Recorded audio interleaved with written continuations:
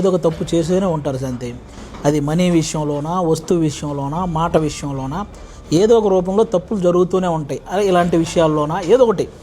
అలా అని దొరికిందే కదా ఛాన్స్ అని మనం ఇంకొకరి తప్పుని ఏలెత్తి చూపటము, అబ్బా వీళ్ళకి ఇలాగే జరగాలని ఆనందపడము, ఇలాంటివి చేయకూడదు.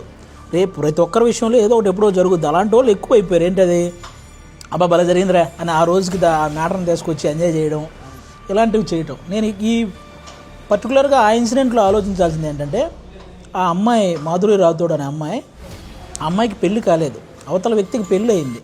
అలాంటప్పుడు ఎవరైతే ఆ వీడియో తీశారో ఆ అమ్మాయి గురించి ఒకసారి ఆలోచించాలి. నువ్వు పెళ్ళైన వ్యక్తి ఓకే, అమ్మాయి ఫ్యూచర్లో పెళ్లి చేసుకోవాల్సిన అమ్మాయి, ఆ అమ్మాయిని అలా పబ్లిక్గా అలా చూయించేయటం, ఈరోజు ఆ అమ్మాయి గురించి అందరూ అలా మాట్లాడుకోవటం నిజంగా తప్పు. ఆ సిచ్యువేషను వాళ్ళిద్దరూ ఎప్పటి నుంచో రీల్స్ సాంగ్స్ చేస్తూ ఏ విధంగా ఎమోషనల్ ఆ కనెక్ట్ ఏర్పడినది మనకు తెలియదు. ఏ సిచ్యువేషన్లో అలా జరిగింది అనేది కూడా మనకు తెలియదు. కానీ అతను చేసిన తప్పే. వీళ్ళు ఎలా ఏం జరిగింది అనేది అది పక్కన పెడితే అది పబ్లిక్ చేయడం, ఆ అమ్మాయిని పర్టికులర్గా తీసుకొచ్చి ట్రోల్ చేయడం, ప్రతి ఒక్కరూ మాట్లాడుకోవటం, ఇది నిజంగా ఆ అమ్మాయి విషయంలో చాలా బాధాకరమైన విషయం. అది ఇప్పటికైనా ఆ అమ్మాయిని ఆ దృష్టిలో పెట్టుకొని అలాంటి ట్రోల్స్ ఆపాలని.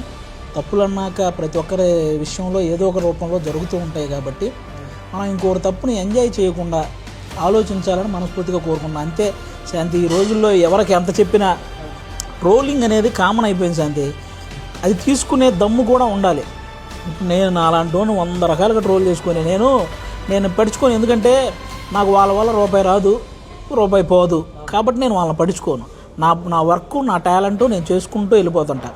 కాబట్టి మన టాలెంట్ మీద మన మీద నమ్మకం ఉన్నప్పుడు ఇలాంటి ట్రోల్స్ని, లేకపోతే పక్కోడి మాటలని, పక్కింటోడి మాటలని ఇవన్నీ పట్టించుకుంటే మనం లైఫ్లో ముందుకెళ్ళలేం. వాళ్ళందరూ అలా మాట్లాడుకుంటూనే ఉంటారు.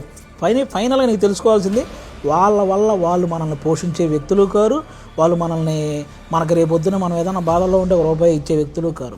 మనమే సంపాదించుకోవాలి, మనల్ని మనమే కాపాడుకోవాలి, మనల్ని మనమే ఎలివేట్ చేసుకోవాలి, మనల్ని మనమే పోషించుకోవాలి. కాబట్టి ట్రోల్స్ అనేవి ఇవన్నీ కామన్గా జరుగుతుంటాయి.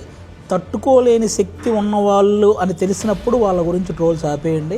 తట్టుకోగలిగిన వాళ్ళు ఉన్నప్పుడు సరదాగా ఏదైనా ట్రోల్ చేసుకోండి, నో ప్రాబ్లం. కానీ కొంతమంది తట్టుకోలేని శక్తి ఉంటుంది, వాళ్ళు తట్టుకోలేరు, వాళ్ళ ఇంట్లో వాళ్ళు తట్టుకోలేరు.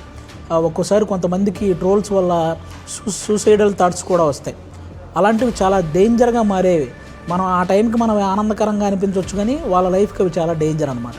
కాబట్టి ఇవి ఆలోచించి చేయాలని నేను మనస్ఫూర్తిగా కోరుకుంటున్నాను. నా కోరికని మీరు మన్నించవచ్చు, లేకపోతే ఏదైనా అనుకోవచ్చు, కానీ నా వంతు ప్రయత్నంగా నేను చెప్పే అంతే.